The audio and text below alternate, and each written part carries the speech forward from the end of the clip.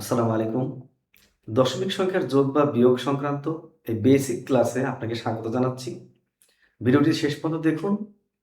দশমিক সংখ্যার যোগ বা বিয়োগ সংক্রান্ত বেসিক স্ট্রং করুন। চলুন শুরু করি।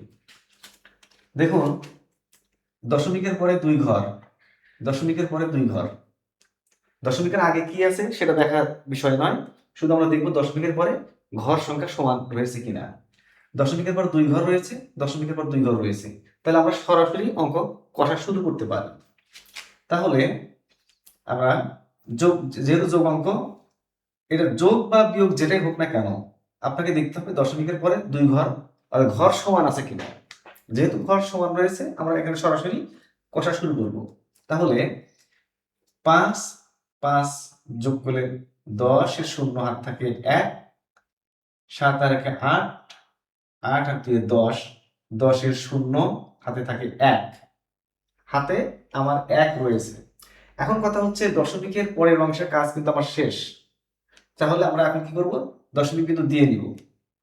এবার হাতে যে 1 রয়েছে সেই 1 3 এর ভিতরে দিলে 4, 4 আর 1 5, আমরা লিখলাম 5।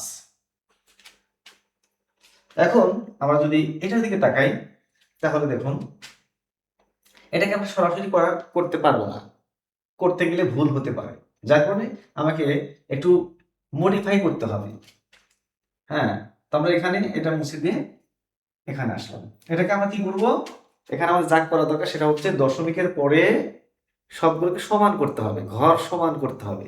এখন দশমিকের পর এক ঘর, দশমিকের পর দুই ঘর, দশমিকের পর চার ঘর, তাহলে সর্বোচ্চ যেটা রয়েছে, দশমিকের পর সর্বোচ্চ যে কয়টা ঘর রয়েছে আমাকে সবগুলোতেই ওই একই পরিমাণ ঘর তৈরি করতে হবে। কিভাবে তৈরি করবো দেখুন, 1.1 রয়েছে, এর ডানে দুইটা শূন্য বসায় দিলে, তিনটা শূন্য বসায় দিলাম, তাহলে 4 ঘর হয়ে গেল।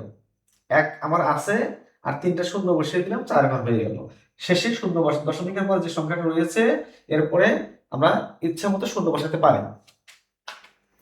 যোগ 0.01 রয়েছে, তাহলে দুইটা রয়েছে আর দুইটা শূন্য দিলেই আমার 4 ঘর হয়ে গেল।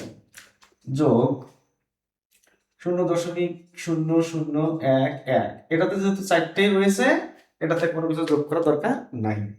এখন আমি যোগ করতে পারবো। এখন স্বাভাবিক নিয়মে এটার মতো করে যোগ করলেই হয়ে যাবে। 1 0 0, তাহলে 1 1 0 0 1 0 1 0, তাহলে 1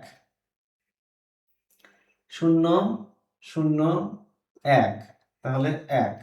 দেখুন, দশমিকের পরের অংশে কাজ আমার শেষ, এখন দশমিক দিয়ে দিতে পারি।